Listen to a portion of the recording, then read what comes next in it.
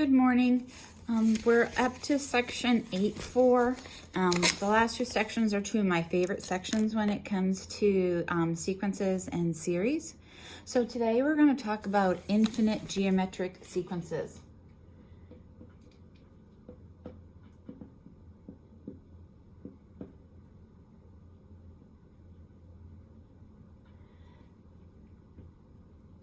So one thing that we're going to talk about is the pattern for certain geometric sequences when we look at their graph. All right, so we're going to go ahead and look at the sequence. Actually, we're going to look at the series. We're going to look at the series.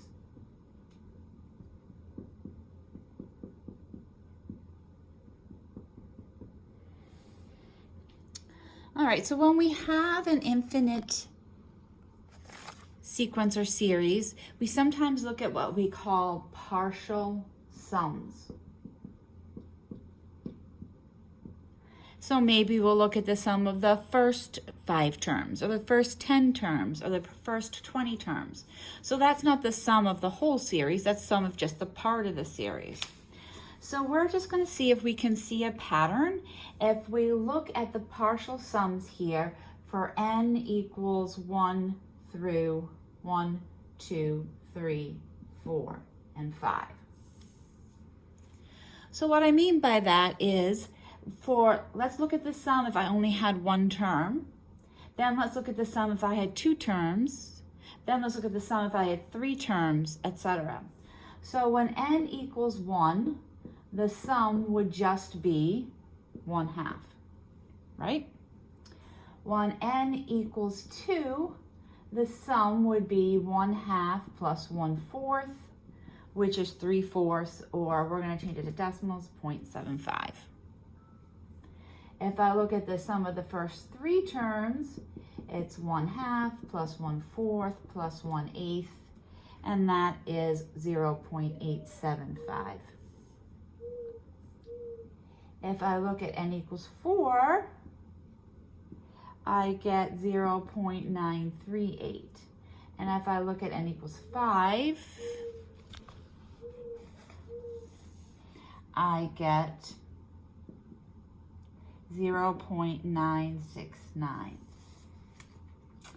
All right, so we're going to look at a graph of these sums. So this is a different kind of, just make sure we recognize this is a different graph than we've been looking at before. Before we looked to n here and we put an here, so the graph of the terms. This is the graph of the sums. So what happens to the sum of this geometric sequence as I take bigger and bigger and bigger sums? So if you printed out your note sheet, you'll see the graph is right on there. If you did not, I printed the graph out here to show you. So starting here, this is really scaled in, so this line up here is 1, okay? So look what happens. So there's the first sum was 1/2, 3/4, 0.875, 0.938, 0.96, whatever it was, okay? So what's happening here in this series as I increase the partial sums? The sums seem to be slowing down. Not only are they slowing down, they're going to slow down so they never get greater than 1. And that makes sense if we go back to this geometric series here. My rule is to multiply by 1/2. Okay, so each time when I multiply by 1/2, I'm adding on a smaller number. Now I'm going to add on 1/64.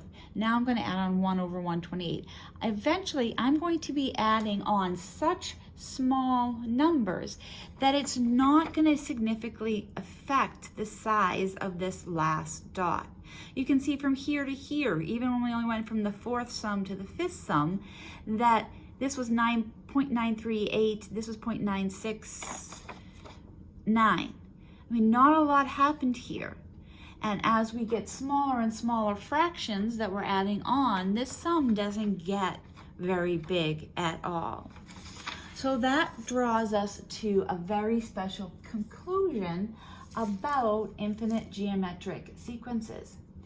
If they are like this, and you're adding on smaller and smaller and smaller numbers, we can see and figure out that the sum is basically going to be 1.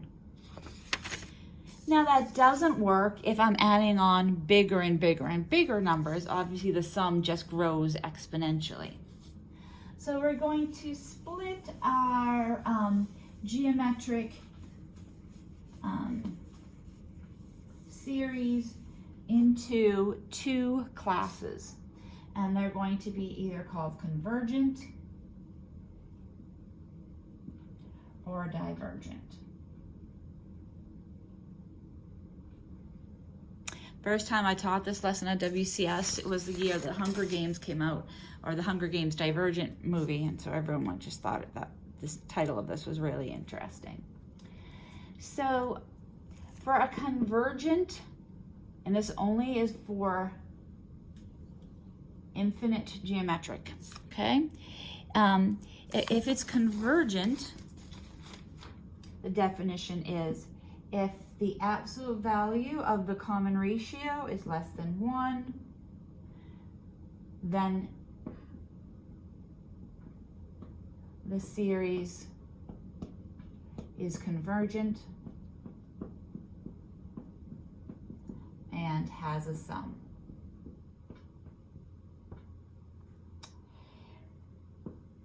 If the geometric series, if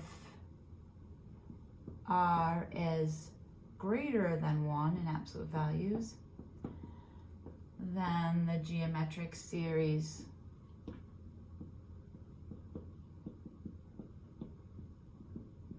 is divergent and does not have a sum.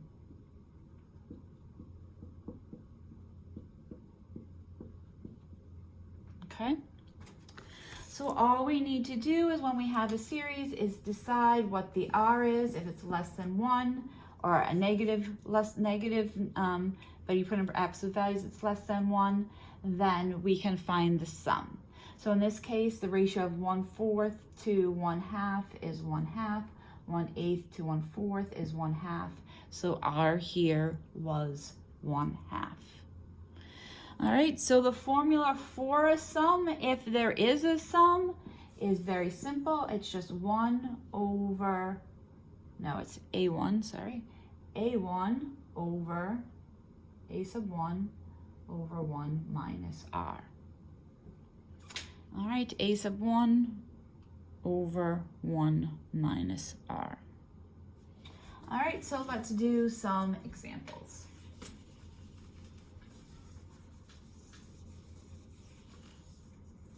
So we're going to, first thing we're going to do is check to see if it's convergent or divergent.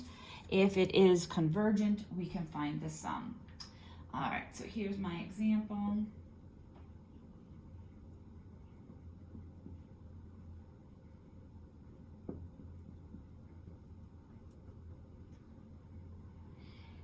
Okay.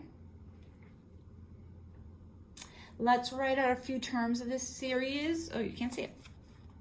Now you can. Okay. Let's write out a few terms of this series so that you can see what it looks like. So if I plug in 1, I get negative 1/2 to the 0, so I get 1. If I plug in 2, I get negative 1/2. If I plug in 3, I get 1/4. Okay. So as you can see here, the terms are getting smaller in absolute value, right? So we can say here that R is, the absolute value of R is the absolute value of negative 1/2, which is 1/2.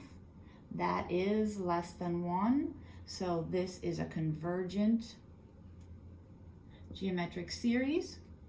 So it has a sum, and it's sum, and we're talking, see I have no letter down here?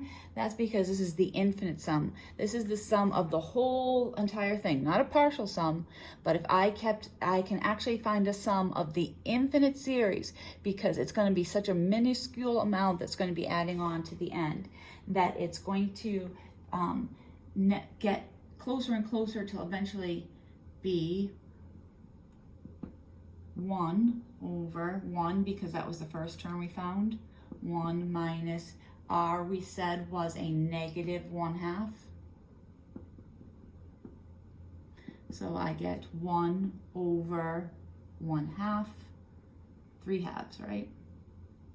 Chain subtraction to addition, the sign of the second number.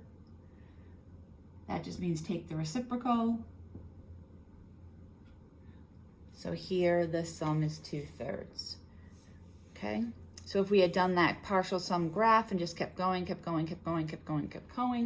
it would never have gotten bigger than 2/3.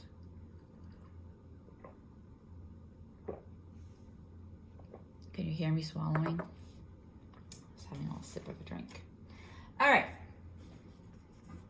let's do another example.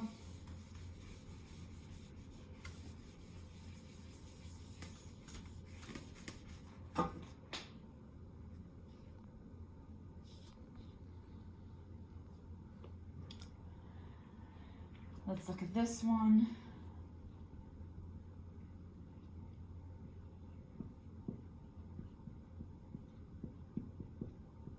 Let's write out a few terms just so that we see what this looks like. If I plug in 1, I get 3. If I plug in 2, I get 15/4. If I plug in 3, that becomes square 25/16. So 75/16. 4 goes into 12, 3, and this is 3 3/4. This is over 4, right? So this series here is getting bigger and bigger. We call that a divergent series. Right here we can see the absolute value of r is the absolute value of 5/4, right? That's greater than 1, so this is divergent. That sum is going to continue to grow and grow and grow until I'm adding on really, really big numbers. It's never going to slow down, so it's always going to be growing, so that I can never know exactly what the sum is going to be. Okay? All right, let's look at another example. This one I'm not giving to you in summation notation. I'm giving it to you written out. Okay. So we need to figure out first if it's geometric and what the r is. So here I need to do 3/4 divided by 3, which is 3/4 times 1/3. So I got 1/4 here. 3/16 divided by 3/4, right? This is how I'm finding the common ratio, this term divided by this term. I'm doing it out in long division because I have 2 fractions and that is easier for me.